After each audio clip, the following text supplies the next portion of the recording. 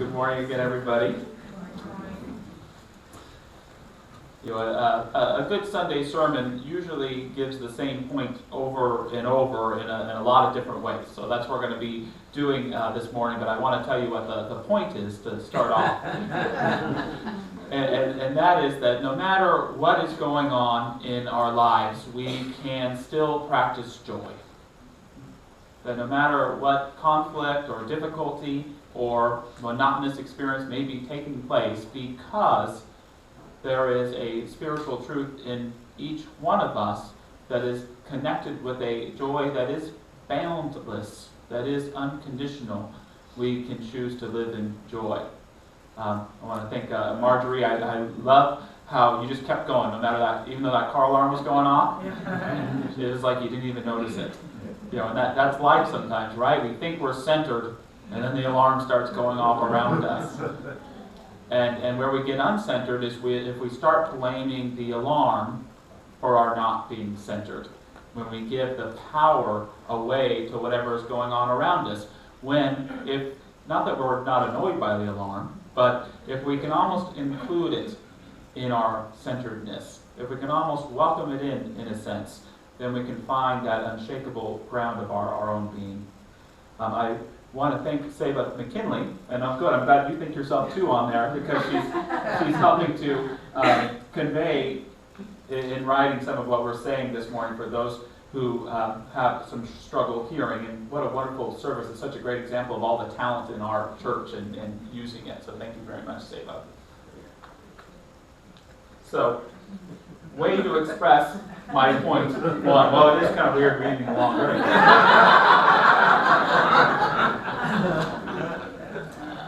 So I love the sacred scripture that is comic strips. And one of my favorite comic strip writers is Matt Groening, who became a millionaire for The Simpsons. But before that, he wrote a little comic strip called Life in Hell, if you've read it before. And sometimes he addresses some of life's bigger questions. And I love one in particular where on the top he asks, "What are your plans for the afterlife?" Anyone have any plans for the afterlife yet? And I don't have the comic strip, but there's just tombstone after tombstone after tombstone. They all say something different. So we have plan to attend seances and make Ouija boards spell out gibberish. And if you have this plan, you raise your hand. We want to know who you are. Hope to catch up on back issues of The New Yorker. Will spend eternity in limbo learning how to limbo. Big party in hell. Be there or be squared. Hope to elude my ex-husbands. I know that's true for a couple of you in this room. Intend to return as poltergeist who specializes in hiding TV remote controls. Plan to go on strict diet. I mean it this time. Hope to jam with Hendrix. And lastly, my tomb or yours. There's something I really love about good humor, especially when it's seeking to address life's biggest questions, because there's so much wisdom in laughter, isn't there? Yes. There's that kind of laughter that can help us even giggle at our seeming insignificance in this vast cosmos. There's that kind of laughter that can help us still have a sense of meaning, even when we know we're addressing questions that our senses and our thinking maybe can't quite grasp. And especially, there's something in laughter itself, when we really get to the heart of it, that can remind us that this moment is all that there is. And in that very laughter is that truth that knows that we're okay, that in reality there is an untouchable aspect of our being that can't be changed or taken from us by any person or event. I really think that laughter can do that. And if you have that experience, even laughing through a trial in your life, there's a certain way of reminding that we can't be touched. There's this part of our spirit that is untouchable by trial or tribulation, as much as there is trial and tribulation around us. Ernest Holmes, in this thing called You, tells us, the will of God for you is the will of a boundless life, flowing through you. It is the will of joy, of success, of happiness, of peace, of abundance.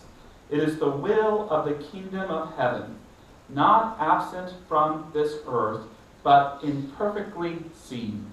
I like that, imperfectly seen.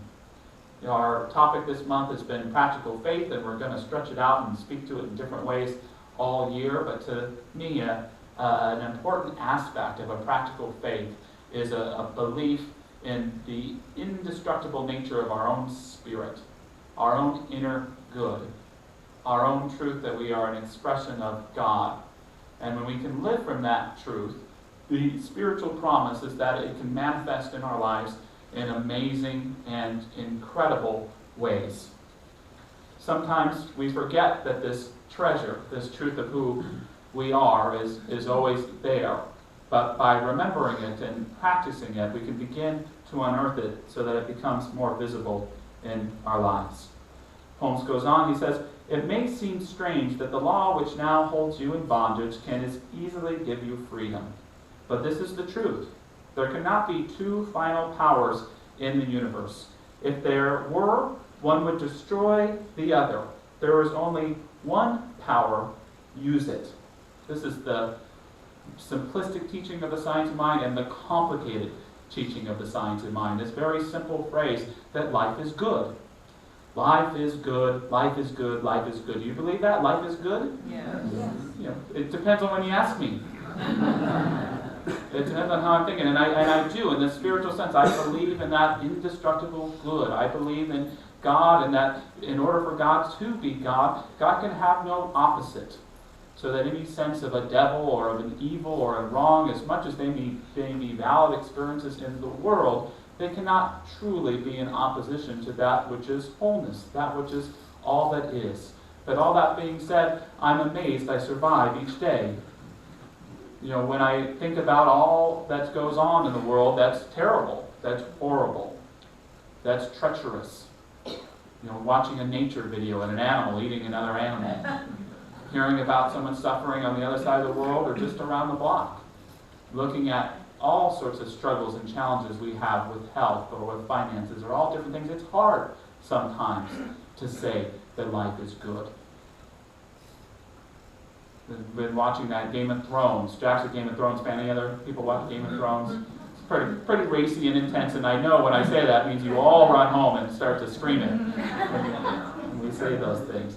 But there's a point where they say, the night is dark and full of terrors. And sometimes, you know, I feel that way when I leave the house. You know, there's things dangerous that are out there.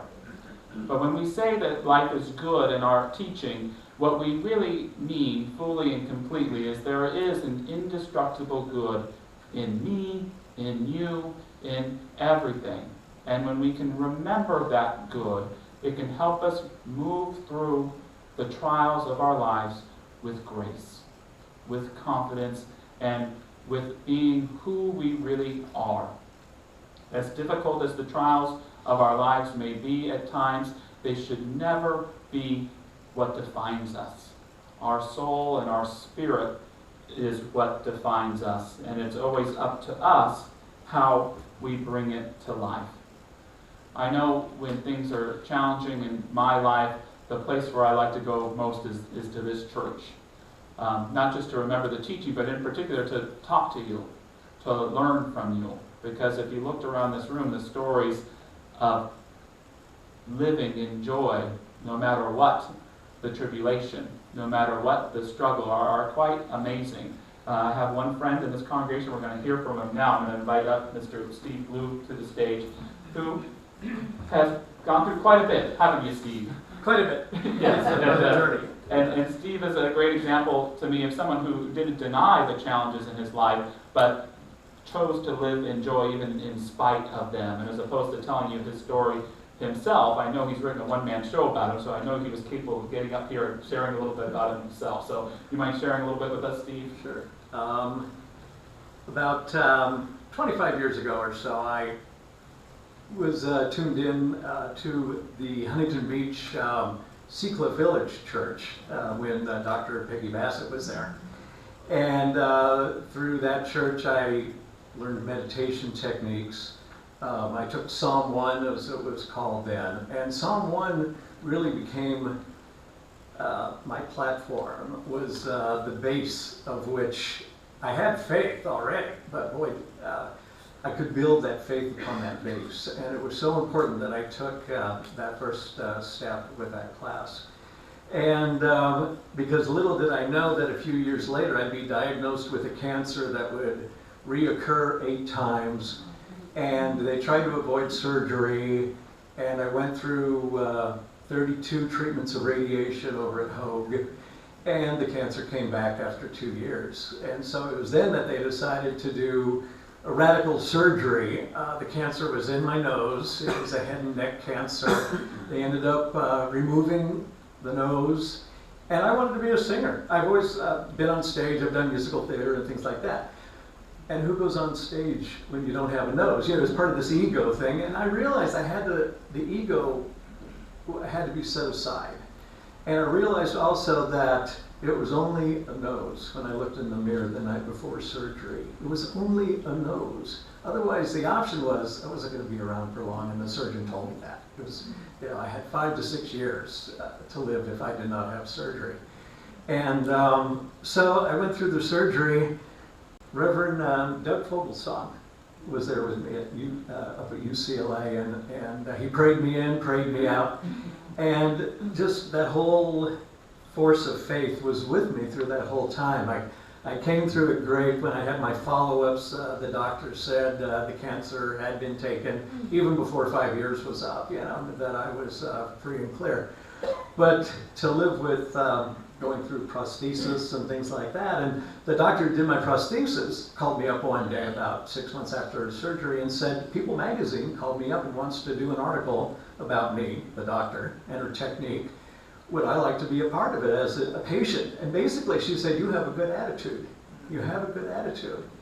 And she said, no, you'd be surprised how many people don't have your mindset about surgery and what they're going to do, and they're going to hibernate. They're going to hibernate because they cannot go out in public. So I did People magazine 9 months later. It was like in July of '98.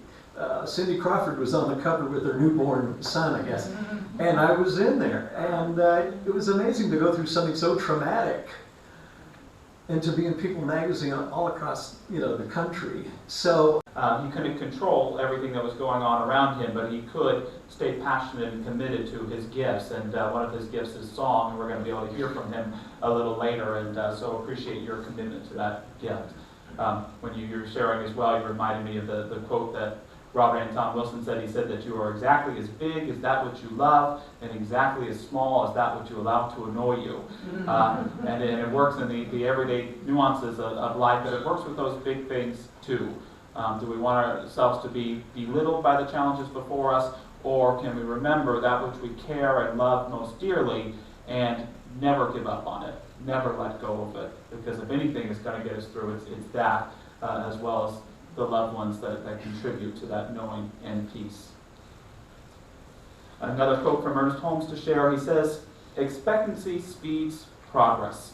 Therefore, live in a continual state of expectancy. No matter how much good you are experiencing today, expect greater good tomorrow. Expect to meet new friends. Expect to meet new and wonderful experiences. Try this magic of expectancy, and you will soon discover a dramatic side to your work which gives full vent to constructive feeling. Central to the Science of Mind teaching is that life is for us and not against us. The universe is for you and not against you. A couple of weeks ago we talked about the phenomenon of paranoia, which is that belief that everyone around you in the world is working against you. And we wanted to promote the idea of pronoia, where you believe that everyone around you in the world is working for your highest good, in your favor. And that's the kind of switch that learning to live in joy, no matter what is taking place, can help us to do. We start celebrating Black History Month in February. And I like during Black History Month that our kids learn about important African American contributions to life. But just as important, I think, is remembering the story in our American history of learning to live from a light and a spirit in spite of the most difficult and terrible circumstances put upon folks. I like that our kids learn that civil rights didn't begin and end with Martin Luther King, but it's part of our American journey and how Africans were brought to our country in a way against their will, but wound up idealizing and bringing about what America truly means in such a terrific and grand way in their resilience and in their commitment to their spirit. And one of the interesting things that happened in the African community that was being enslaved and abused, having families torn apart, is something interesting to a lot of observers. Many of them took on the faith of their oppressors, that Christian faith. And it was important to understand. Some people say, well, they did that because it was forced upon them. But the truth was they really seemed to learn and understand Christianity better than their oppressors. Their oppressors were folks who practiced it in a way that talked about sin and judgment and going to hell and righteousness. Wherein, when the African people began learning and reading the Bible, what they learned much about was that there was a story in the Jewish story, and there was a story in Jesus' story about living and realizing that there is a spirit for good and grace within us no matter what the hell is that we're living through. It was said at the time that some of the slaves would say together that this must now be the master's heaven, and this must be my hell. So when he dies, he'll find himself in hell, and perhaps when I die, I will find myself in heaven. As I was saying before the service started, that the Psalms in the Bible means the songs. And this is where so many of the African people found a sense of divine spirit within them that could help lead them through oppression, as the Jews did when they were enslaved by the Egyptians. O Lord, the psalm says, how my oppressors are increased. Many are they that rise against me. Many there that say to my soul, you have no salvation in your God. But thou, O Lord, art my help and my glory, and the lifter up of my head. Every great religion at heart offers us a promise of dignity, a promise of the divine expressing as our humanity. Many of the African people in America would come to sing and create new songs that we refer today as spirituals. One of them goes, I'm so glad trouble don't last always, O my Lord. What shall I do? Christ told the blind man to go to the pool and bathe. O my Lord, what shall I do? O freedom, O freedom, O freedom over me. And before I be a slave, I'll be buried in my grave and go home to my Lord and be free. Central to spiritual practice, central to spiritual belief is even when it's not apparent in front of us, we must remember that greater good, that greater truth that's available for ourselves and for our brothers and sisters that are around us. To move to a more pragmatic example of living in this spirit, I loved just this last week one of our parents came up to me to share me a story that had to do with the youth choir. How many people were here when the youth choir sang? They did a really terrific job, and Tina Carson taught them this song that she wrote just for them called You Are Amazing, You Are Magnificent. You are amazing, you are magnificent. You remember that one? And she's in the kitchen with the kids, and all of a sudden one of them is horse playing and drops a glass. So she looks at them and he says, well, you, something like that. I know I'm not getting it right. You, and the kid goes, are amazing and magnificent? And the mom shared with me that she stepped back and she said, yes. Yes, you are amazing. Yes, you are magnificent. And that's really a good example of practical faith in action. Not only the mother's love that holds the truth for us even when we're acting up, but that ability to know that even when we're in a tense situation, to be able to remember that higher truth, no matter what, is to give us all the resilience we need to move to whatever is before us. Now that doesn't mean that we don't say, you are amazing, now go to your room, or you are magnificent, now finish your homework. It's important in our lives to be pragmatic and to not deny the troubles or struggles that are before us, but to be able to remember the truth of who we are is to always have that opportunity to live in joy, to live with what life really is. And what else is life but that deep joy at the heart of all being?